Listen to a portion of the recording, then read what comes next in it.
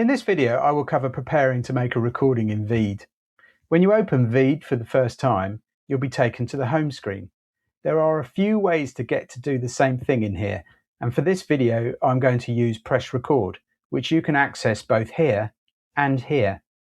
On clicking Record, it loads a new screen and asks you, what would you like to record? Well, we want to record with the camera. But before we do anything with the camera, we have to set up our inputs for the camera, the audio, our screen, and prompter. When you click camera, it will open a new screen. You want to be in the center of the screen with some space above your head. Check there are no other objects other than you in the shot, and behind you should be the green screen. Check that this is fully filling the frame and make sure there are no odd shadows, which could make keying later a problem. To select and set the camera, open the drop down and select the camera you want to use.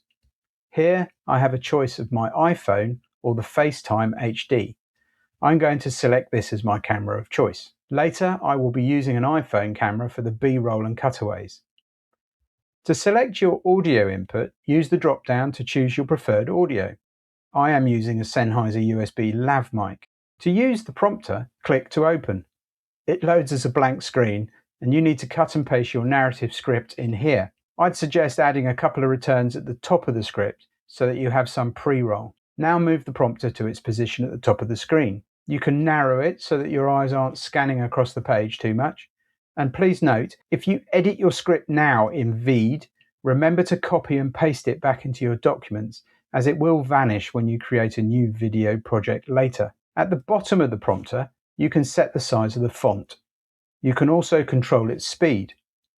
I suggest that you play with this now a while and practice until it works really well for you. Also practice your reading of the script and get used to the words that you might stumble over later. The spacebar is a good tool for pausing the scroll. There is a little trick to making this work, however. On record, play the prompter by clicking the play icon, and when the prompter starts, press the spacebar to pause the scroll. On pressing the spacebar again, it should start the scroll. Now you can control the prompter with the spacebar. Finally, if you want to hold anything up to the camera, the mirror position needs to be turned off.